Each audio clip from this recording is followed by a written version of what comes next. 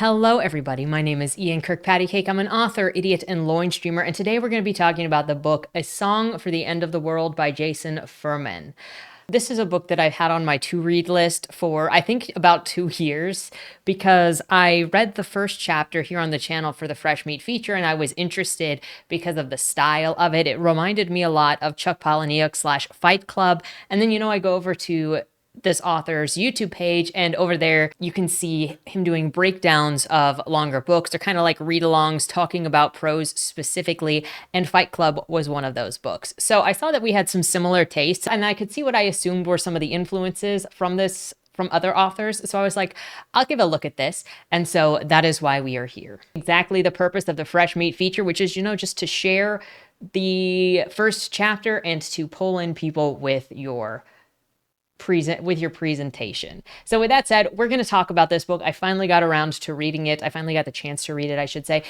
But before we get started, number one, if you enjoy what I do here on the channel, please remember to like, share, and subscribe for more. One of the things that I try to do specifically on this channel is bring interesting or lesser known books, or just kind of books that I am personally interested in. I don't follow any specific genre. I just kind of either look into books that I'm interested in. They're workbooks that have to do with they're books that have to do with a specific kind of event, such as the book bans, so we can get into what those books are about. And a lot of it is I just like to have discussions on this channel about interesting books, about a variety of books, the majority of which are indie, because I just like to find new things and try new things. So you'll see a variety of things here. If you enjoy that, and if you enjoy coming for the conversation or, what have you, consider hanging out, though I am an idiot, so you do have to deal with that.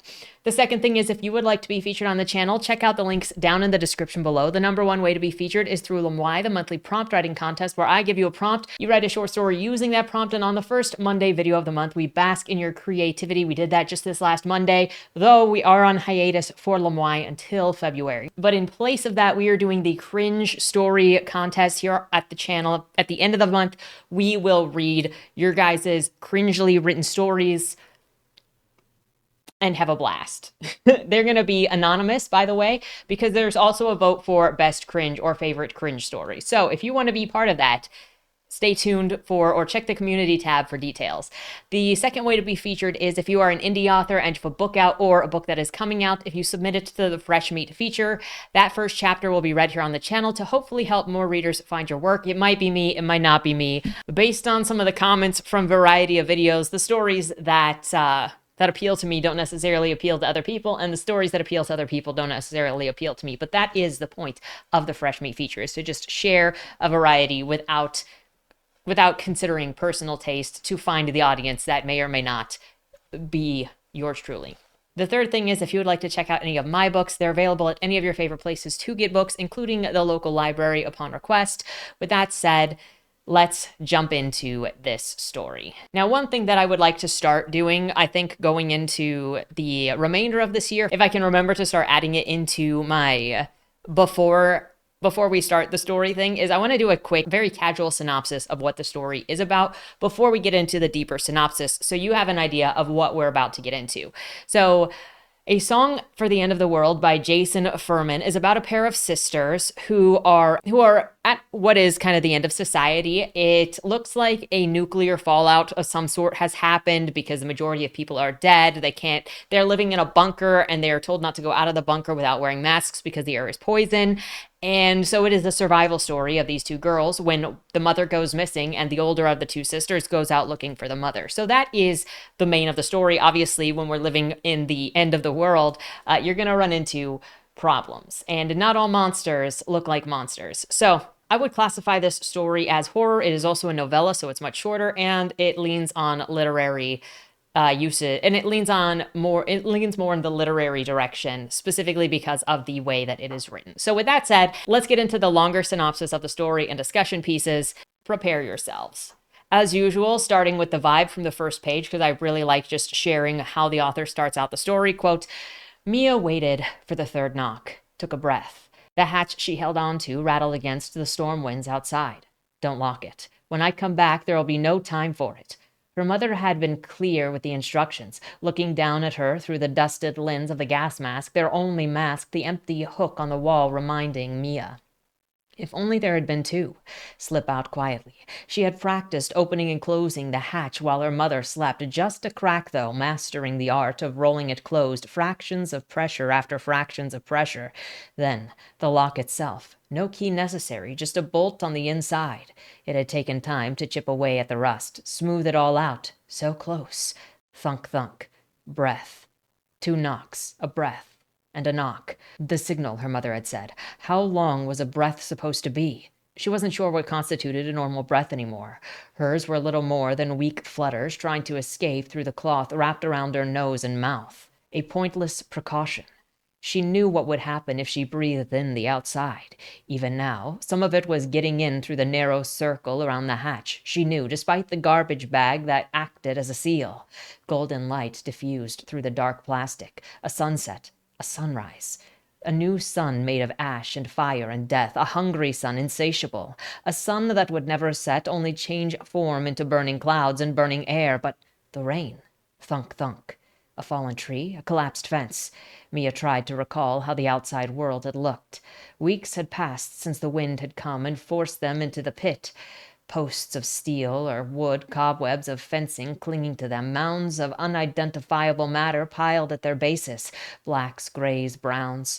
Could have been a tower, a factory, a neighborhood. It was hard to tell what things used to be, even where she was now, entombed by walls riddled with cracks and painted with soot, a greasy substance leaking from them like blood from a wound. The thunk-thunk and onomatopoeias in this are constant in the descriptions, reminding Mia of different things. Eventually, she hears a person approaching, and it turns out to be her little sister, Isla, coming in. Mia tells her to please be quiet, Mom's coming home soon, and she needs to listen. There's the sound of an envelope dropping through the mail hatch.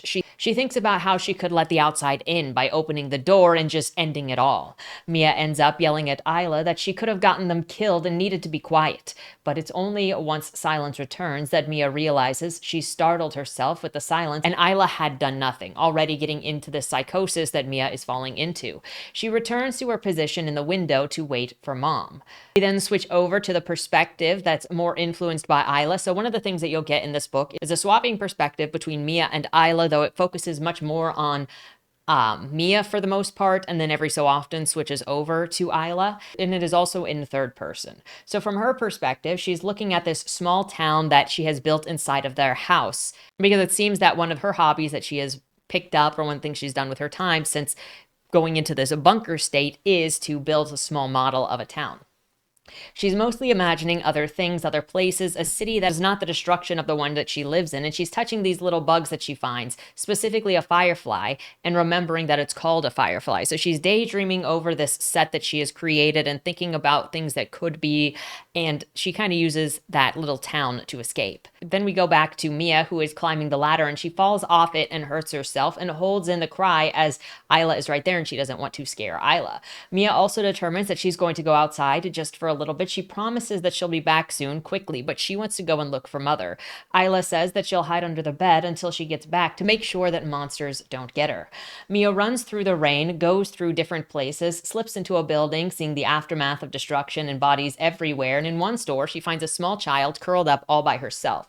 Mia thinks that is sad and that girl deserves to be held, so she actually picks up the child and puts it in the arms of an adult, a father perhaps, believing that child deserves to be held in the end. She then sees a person that she believes to be her mother, and she approaches. The mother is covered in bloody bandages. A bloody hand is behind her. Quote, a figure stepped out from behind her mother, wrapped head to toe in rags, a mishmash of clothing with pins and clamps to hold it all together. Two glass circles stared from where his eyes should be. In one hand, he held a rope connected to her mother's neck. His other hand was aimed at Mia.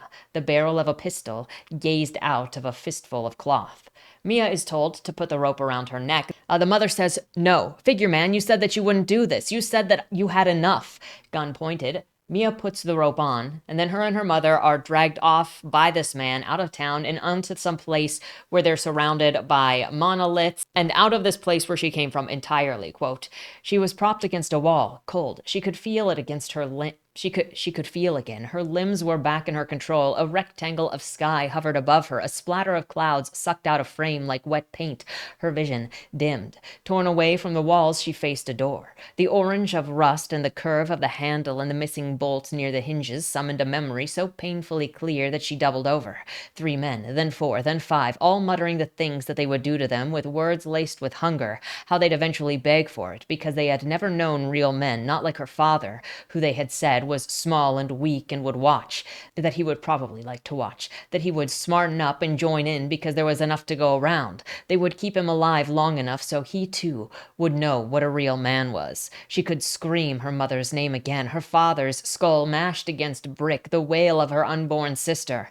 As she was shoved into the darkness, she knew without question that she had been here before. Now, if it feels like this book is moving very quickly, that's because you are right. It is, and partially because it is a novella, so it's going to have like a breakneck speed. A lot of novellas suffer with that specifically, of like the pacing is kind of difficult to get the hang of because you're telling a story in a much shorter amount of time, and some of them go too fast and some of them go not knowing what to do. For me at this point, it felt like it really wasn't established. Like, I understand who the characters are supposed to be, and obviously, we've just got it thrown in here that she has been in this position before, that they possibly have escaped from this before, that her father possibly died in this situation before.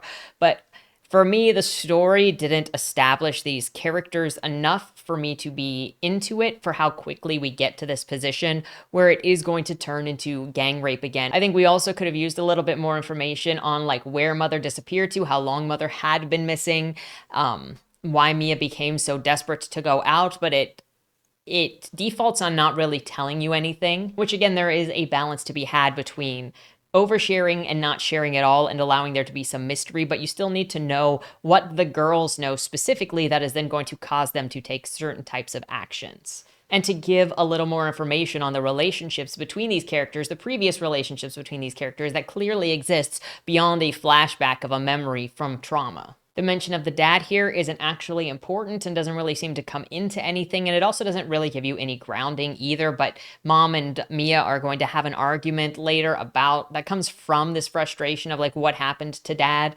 The style in general at this point is still very reminiscent of Chuck Palahniuk's style in Fight Club, where it doesn't really establish as much because the narrator is kind of flighty, is kind of not all there, and is obviously unreliable, so that is also what this feels like, though Fight Club was in first person and this is in third person. We get a bunch of Mia's mom being gang raped in front of her child as she watches, and I'm not sure if Mia is also raped at this exact moment or not by these guys. Mia is not being quiet and is fighting the baddies. They're unhappy, telling the mom to get Mia under control. Mom is bleeding from the actions that have been happening during the gang rape, and then eventually when Mom and Mia are sitting with each other, Mia loses it at her for not protecting her and her sister, for getting them into this situation and acting like Mia is the ridiculous one for acting the way that she is, saying that she is mad. Mom is like, you can be mad at me later, but for right now, be mad at them because they don't need to see us fighting one another. Quote, "Why? Why?" Mia addressed, her knees tucked to her chest. "Why?" her mother repeated. The question burned inside Mia. "You knew," she said, her voice clear, smooth.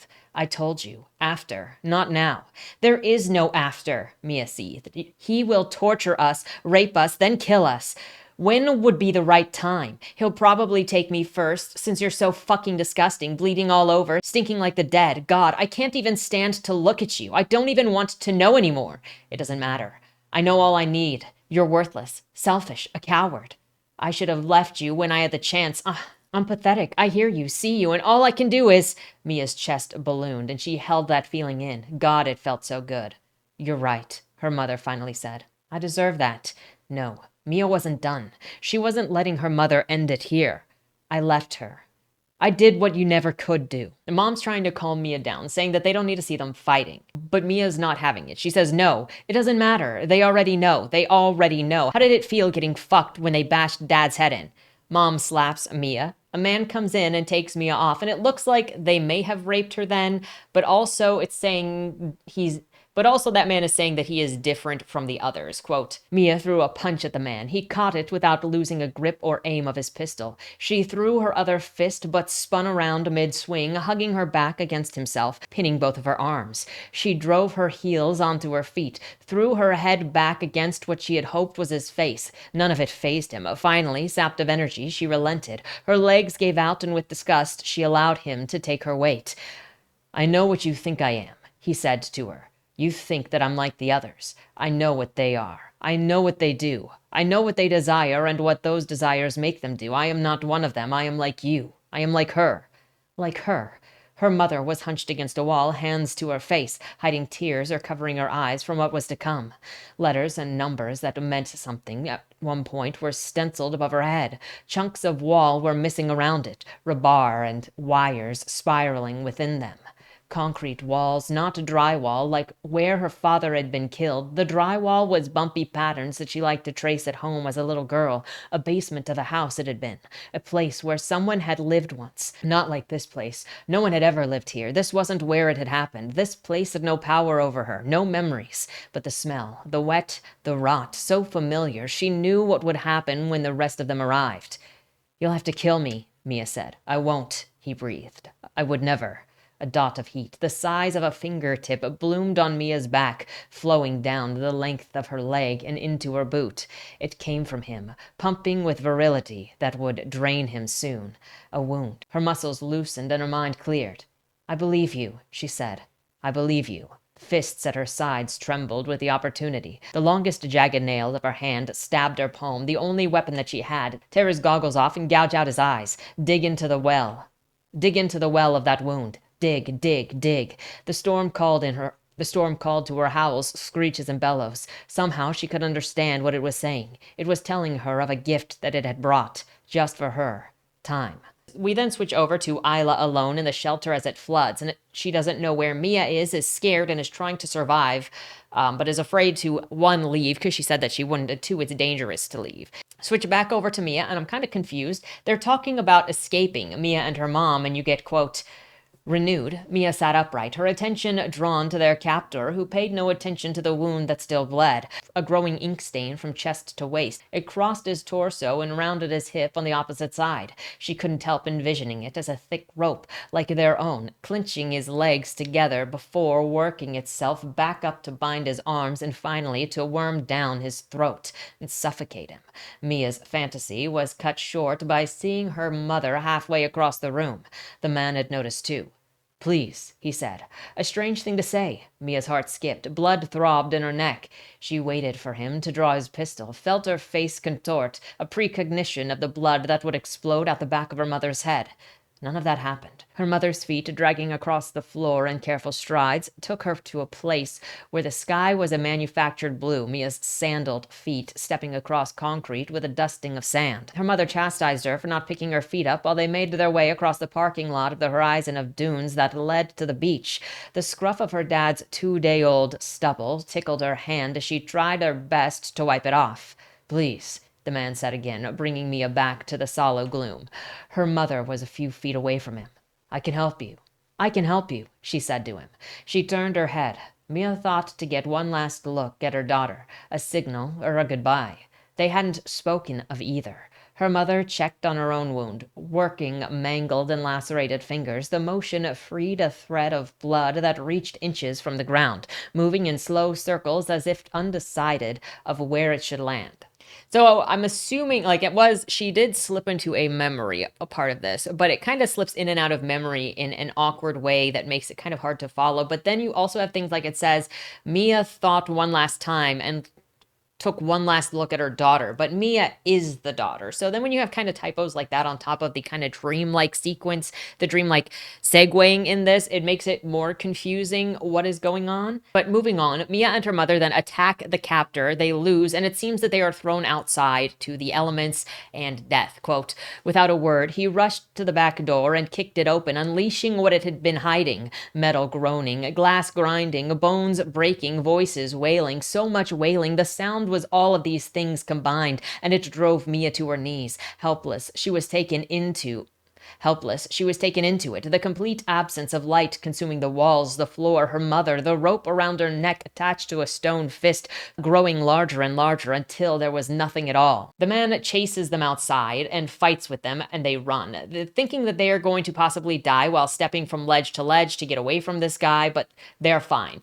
Mia's already recanting what she had said about her mother and the hatred for her mother because the two of them are working hard together to survive. Again, with the emotional changes in this and how quickly moving it was, and also how it is written, it keeps you at a distance where the emotional changes felt unearned, and some of them really felt like they came out of nowhere. Like, I understand her frustration and how angry she is and how worked up she gets in the situation that she is in, because obviously when you're around, these captors and you're being sexually assaulted and your mother's being sexually assaulted and you've been here before and you feel like your mother has failed you, there is obviously a history there that's happened before, but it didn't get transferred to me as the reader. So then when she has her outburst, it felt like it came out of nowhere. And then her recanting as quickly as she does, and the way that she is expressing her recanting because her mother is helping her, also doesn't feel earned. And it also doesn't feel specifically, it feels like it was necessary because it was like a story beat or a character beat. But it didn't feel like the story built what it needed to do to at least make it meaningful to me. We go back to Isla's perspective. She's alone in the bunker and it is filling with water still. Eventually, she climbs the ladder and gets out, following this little light bug that she believes will lead her back to Mia. Outside, she risks breathing the air, believing it to be poison, in order to share Mia's song to try and find her. Because the song at the end of the world, that is the title of the book, actually relates to a song that Mia had made up when Isla was a little girl, and she would hum the melody to that. And then when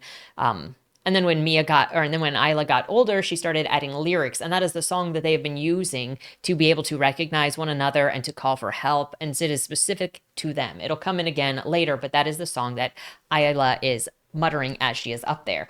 We then return to Mia, and she is escaping her pursuers, but eventually finds a small person that she believes to be, what I also neglected to mention a little bit ago was when Mia and her mother were escaping their pursuer before, Mia's mother got caught on something, like the rope around her neck caught on something, and then she hanged and died, and Mia had to just keep going. Now that we are returned to Mia's perspective, she has escaped her pursuers and eventually finds this small person that she believes to be Isla. They're like covered up and everything, and she keeps seeing this person, and she believes it to be Isla hiding in the rubble. She's like, it's impossible for it to be Isla because Isla is supposed to be at home, but also at the same time, she embraces this child, desperate and hoping that it is Isla. However, you won't be surprised that it's not Isla, but it is somebody that Mia sees as a monster. For a second, she keeps going back and forth between, is it Isla? Is it a monster? I'm not entirely sure. She gets away from the monster, and she is still not sure if it is or isn't Isla, but determines in the end that it possibly is, and then lays down with it. Quote, maybe the marks were dried blood, wounds, not the deformities that she had seen. She felt her face smile, felt her heart contract. She rubbed her eyes, slapped her face to chase the fog away. She just needed to rest. Mia lay down on the good side and watched Isla sleep. It was here. It was her. It was. She was tempted to move beside Isla and offer her the warmth that she needed, but she resisted. She had to be sure. She was sure. Yes. No. Everything was quiet. Everything was gone. The next thing you know, Mia is at her family's house looking around, and the sound effects are actually back, because for a little while in the center there, the onomatopoeias just sort of disappeared and stopped happening, which was a big part of the identity and the pacing of the story at the very beginning. So it was weird that it stopped, because those sound effects also would have been very effective, not just with Isla being in the bunker at night by herself and helped to add to the horror, but also the sound effects would have been a big thing in the bunker, or not the bunker, in the bad guys' prison where they're listening to things. I did notice that they kind of slowed down, but maybe maybe it's just my bad memory, so that's fair too. Anyway, Mia comes out of her psychosis and realizes that the person she is laying with is not a monster, but an actual person, but it's also not Isla. Now she is caring for this child. Eventually, she's not sure if it's a young boy or a young girl. Eventually, she learns and realizes that it is a young boy and starts humming Mia, and the boy is humming Mia's song, because now they're traveling together for some reason. Because they're now traveling together. She asks the boy where he heard that song, but the boy's eyes glow so bright that he then disappears. The boy reappears. I think that's also part of Mia's delusion, because that's like the end of a chapter, and then the next chapter, the boy is still there. And Mia starts thinking that this boy, who knows the song that is their song, that's Mia's song, is part of the people out there who want to hurt Mia. So she starts fighting him and tries to get the info from him, since he's not helping, because she's like, you're going to take me back to the bandits or the baddies that have hurt me, have hurt my mother, have hurt my family. And so she starts fighting him in order to get the information from him, because why else would he be keeping it a secret where he heard that song? She stops fighting him and she says, quote, "It's okay," she said to him. "It's okay." A lie. But she was done fighting, despite the voice in the pit of her mind protesting. A pit, like where she had left her sister. He didn't respond, but she knew that he understood, and she knew that it was okay, somehow. "Are you?" she asked. "Okay?" A nod. She would start over, with him, with herself. It was the only way. Before she could speak, he took her hand and led her back into the light. Note at this point he hasn't really said anything, so she very well could be making up this child if you're looking at it from the perspective of, is this real, is it not real, because the narrative is not reliable. She keeps talking to the boy, teaching him the song. She's also explaining to him at this point how this is a song that she made up for Isla, and she created the lyrics later. She is trying to work on him, use this as repertoire in order to get more information from him later, but he is still not helping. She eventually gets impatient and yells at him, demanding that he tell her where he heard the song. He bites her. Quote, "His face opened. The cavernous nose of a skull gave way to swollen gums stuffed with teeth, too many teeth for a mouth to hold. Crammed together, they formed a serrated edge that found her hand. An arc of blood splattered the glass." At this point, I'm not sure if she is crazy or he is some kind of mutant. We don't really have affirmation of either. We don't really get affirmative on either of those things. She fights him again, pretty sure that she beats him down. At least he isn't breathing for a time, but eventually she does see that he is still breathing. She did not kill him, and she does realize that she is going crazy. Quote, I'm sorry," she stammered. "So sorry. It was an accident. No, it wasn't. Her head soared, spiraled, crashed, resurfaced. I didn't mean to. God, she sounded juvenile, insane. She was both. I'll go. She tripped, fell, found the sharpest of the fish bones. She sat there, looking at the flattened carcass, sticking to her hands. She sat there, looking at the flattened carcasses, sticking to her hands like fall leaves, the dead mouths moving to confirm her mind was lost. Then he was there, holding her upturned hands in his. He carefully removed the dead fish, the rib splinters, then tore strips off his cloak to wrap the wounds. "You," he said. "I heard the song from you." Switch back over to Isla, and she is now being held by a monster with gentle hands, is how she describes it, though she eventually is running away and looking for Mia and not finding her. She's not finding anyone, and the sun has now gone down. I'm assuming it's night out, because again, the narrative in general focuses more on painting with words and not really being direct. Returning to Mia, she is now telling the boy the lyrics to the song and seeing this as a way to have a second chance. Though she's trusting this child, she's still like, he could take me back to a killer. I don't really know. She finally introduces herself, and he's still not talking, though he will sing the lyrics to the song, so she knows that he can talk. She starts thinking of her mother and regretting what happened to her mom, breaks down, and starts telling the boy about her mother and all of the things they used to do together and how she feels about her mother and how special her mother was. The boy suggests that they use the birds to try to spot her missing sister, since Mia said that she cared about birds at one point, and so maybe the birds will remember her, and they have this vantage point in the sky, so maybe they can spot her sister. Mia says that's a silly idea, because they probably don't remember me, and plus I haven't seen any birds for a very long time, so I don't even know if they're here. But the little boy points to some birds that he sees in the sky, and Mia is like, you're right, there are birds. They follow these birds to a building where they run into a man, and it's also where her mother's body is. The dude defaces the mother's body with, I think he shoots a hole through her head, and then drops it from the platform because she is hanging from that rope still. He also attacks the boy and tells Mia that she needs what the boy needs. She thinks that the man wants her body and is going to rape her, much like all of the other men that she has run into. And she says that her mother had offered, and he keeps going on about how her mother had offered herself to him in desperation. She thinks about how she wishes that her dad had died sooner than he did, because then Isla wouldn't be born into this suffering and she wouldn't be feeling this guilt. And then she feels guilty anyway for wishing that Isla was never dead. This dude again says that he has not not like the others, shoots Mia's mom in the head and then drops the body. Quote, the man let go of the rope and her mother disappeared beneath the fog. Mia touched the dried blood on her cheek with trembling fingers, the last thing that she had of her. Luckily, no tears would come to wash it away. Her slack face preserved it as the man guided her across the ghostly landscape where surely many other bodies lay. But her feet never found any. There were no hands rising from the mud, no empty faces, no lipless, gaping mouths. The birds were gone. Her mother was alone, forever. The man had convinced Mia that she needed to go with him, but she had to put this rope around her neck. As the two of them are walking, tethered on by a rope, they eventually fight with one another because Mia is like, I need to escape this man. I don't think this is a good man. He is not going to help me. They get into a stalemate where she's got a piece of glass or a knife up against his neck and he is pointing a gun at her. So she agrees to go with him. The two of them then enter into this building that he has brought her to. The man brings her to his home where he starts taking off all of his gear and she notices that he is handsome underneath all of his gear, and this thing is described in his house. This is the reason why he brought Mia here specifically. Quote, he smiled with straight, too white teeth. Go on, he said. The Arl welcomes the new mother. She backed away from him, stumbling away from the sight before she hit a wall. He dropped to his knees and closed his eyes in a meditative state, which gave her the courage to inspect what was behind her. The entire facade was made of glass. Metal inlays reinforced its edges. Meticulously clean, it glowed with invitation. She traced her fingers along the surface of its display. She traced her fingers along its surface. A display case. Something was inside, so washed out in contrast to the surrounding darkness. Centered at its front was a hole, rimmed with shards as if someone had smashed through it.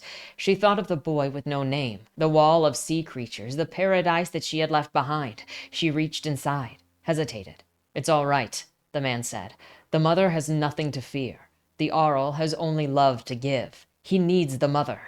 He was back on his feet, closer to her. His wounds bled furiously. His smile was soft, his eyes dim. She gazed inside. Disembodied hands held a small child, hands that resembled hers from better days. Unblemished skin, clean nails, they cradled its head and offered a tiny bottle to its mouth. It was a doll, a face of molded rubber, just like Isla's, but it had retained brushstrokes of color. Bright blue eyes, pink lips, surprised eyebrows. Mia's eyes darted around, scanning the walls, the shelves, charred package, melted plastic. But she could see what they were. Toys, everywhere. The Arl needs the mother, the man said as he grabbed her arm, thrusting her hand through the hole. The glass teeth bit deep. She screamed. So it looks like there's some sort of blood offering here, as well as some, insanity, obvious insanity. The dude explains everything was done for his family, his wife, his child, they're all dead. Mia knows that they're dead, looks for a weapon to use against this guy because she recognizes that this guy is crazy and is trying to harm her, is not going to help her, is not different. He's just insane. Eventually, she finds a piece of broken glass and the two of them fight again. He takes the glass from Mia's hand and then uses it to cut his own throat as he talks about how he can't die. And in this frenzy to prove that he is in complete control, albeit him and Mia are still fighting. And then she passes out while she's fighting him. When she comes to, he is dead. When she leaves the house, she's attacked by this bird that is hanging around the place that is pulling her entrails and eating out from her open wounds that are all over her body. She does fight the bird and she does beat the bird and eventually she passes out. And I assume she is going to die because she's in a rough condition to the point that a scavenger was eating out of her body. So there's that. Then in the final chapter, you have this ending with Isla as she awakens. The monster that she was with before is still holding on to her, but dead. And she wonders how long it's going to be before she too becomes a monster. Eventually, she sees a little firefly and says that she believes that firefly is Mia, and then she starts following the firefly. And that is the end of the story. Now, I think if you read this book, you will likely walk away with some completely different takes because or be able to read more deeply into some of the things than I was able to read into because it was so indirect that it was more difficult for me to get into. With that said, some of my final thoughts on this, obviously there is not you're not really seeing a goal here, which I kind of wish there had been a goal, even if that goal, I mean, it started out with the goal of like find mother, and then I guess you had the goal of get back to Isla, but you didn't really see Mia trying to get back to Isla. She really gave up very quickly. And I don't think that she lost that goal of get back to Isla, because obviously she was talking to the little boy about like, where have you heard that song? How can we do this? I don't think that it spent the time establishing where she was and how far away from stuff that she was and where she had traveled, even getting back to her bunker that she left Isla in, and then describing it as flooded and looking for her sister and then trailing. I think that there needed to be more descriptions and more setting, but I like more setting. I like the setting to be more characterized in general, that I just think the story didn't do. And so then that kind of affected the, not just the horror aspect, because the book did a great job of describing the horror of like the abandon, the horror of the monsters that they were seeing, and the action scenes. But it didn't really establish the different settings, so it often just felt like walking in a black box. And because of how stuff skipped and really didn't establish a new setting when it hit the new chapter, it also made that confusing. It's still throughout the book, I was never wrong, I felt like, with describing it as Chuck Palahniuk / Fight Club style. Now, Fight Club isn't the only Chuck Palahniuk book that I read. I did read the first book in his series that has to do with kids being in hell. That was described as like Breakfast Club in hell, but I was not impressed by that book, so I did not continue reading it further. There is a lot of tension. The sound plays a big part in the pacing and the tension of the story, pulling you into the isolation, the emptiness, and the paranoia. And I think that was one of the stronger parts of this. The sound also does a part in playing with the rhythm of the story.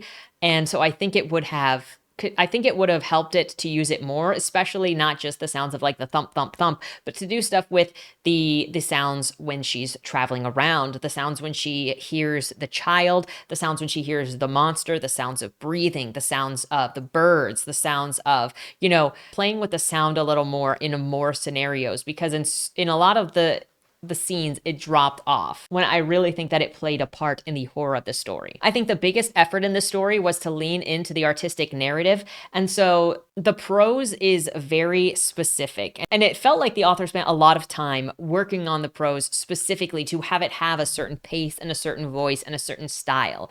But then from doing that, from the style of this book, it lost a sense of clarity. And I think that the author has a very clear voice, a very strong voice that is very specific to them. And the descriptions at times are great. Like the model town, I spent a lot of time describing when they were in the home, or when Mia was running around the abandoned stores and finding corpses in the aftermath. That was one of my favorite parts. But I also think that the story dances around being specific in some ways, that it loses the clarity that it needs. And it sometimes feels like something was skipped or missed, or being too evasive, or telling direct parts of the story. And I think that the style could have benefited from, maybe it is this more whimsical thing, blah, blah, blah, but then you can strike every so often with a very specific thing, and it'll stand out more because everything else is so whimsically described. And so then that is like a point of clarity, and it would show a point of clarity, maybe even in the character's mind, that this is what happened. I also think that the style of this, where it is more whimsical, where it is more indirect, both speaks to a childlike mindset of the character, and also the insanity of the character, where you're not entirely sure what is there, what isn't there, and you're going back and forth along with me as to what is real and what is not real, what she is seeing and what she is not seeing. But I think that that also means that if it had a point where it was like a grounding moment every so often of, okay, this is how it is, then that would also help with knowing with some level of clarity when she gets clarity, versus when you're like, what is she seeing exactly? I want to compliment this author for spending a lot of time, which feels like thinking about crafting sentences, playing with language. And if that is more your thing, then you may enjoy this a lot more. I just think that it trades the language, focusing so much on the language and telling the story in a specific way, trades clarity of storytelling, character, and even emotional depth of the character and character relationships instead. And some people like the prose more specifically, and I just couldn't get into the characters because I didn't really feel like that was there. And then you go in between the two sides, where you've got Isla and you've got Mia, and you don't have anything that specifically makes them different, except that Isla is younger and a little more naive. I also almost wonder if Isla's chapters were even necessary. to this, or if it all could have been from Mia's perspective, until you maybe get to an epilogue style thing where you switch over to Isla setting out to try to find Mia, because obviously Mia is dead, or, you know, or finding a body that she thinks might be Mia and sitting down with that body because she is, and then singing her song at the end of the world with this. When then there's maybe a bird, the bird that, like, some birds that were around in that area start singing them back, and, you know, it's just kind of lonely. That's just that's just a possibility. That's just a possibility, to not let Mia be or not let Isla be forgotten. But at the moment, I don't really know what Isla's chapters really contributed to the story that was supposed to be Mia trying to get back to her sister. I also think, so on a side note of emotional depth, I think that the emotions didn't quite get a chance to build because of the breakneck speed of this story, and that's partially because of the way that the novella is written. But when Mia was yelling at her mother and having that moment of expression, it didn't feel like it was earned to me. It didn't feel like it was worked up to me. It did feel like there was a build that was from off screen, obviously from previous situations, but it just came up so suddenly that we didn't have time to, like, that it just felt out of nowhere. And then there is the using of rape, which was so early on in the story, like chapter 4, chapter 5, the rape is brought on. I want to say that's around 30%. And it's obviously a pet peeve. Like, rape is in a lot of things. And obviously it is also going to be in something where there's war, where there's end of the world stuff, because nobody is being their best. You know, when you're dealing with criminals, you're obviously going to have rape involved. But I think that if it is used to,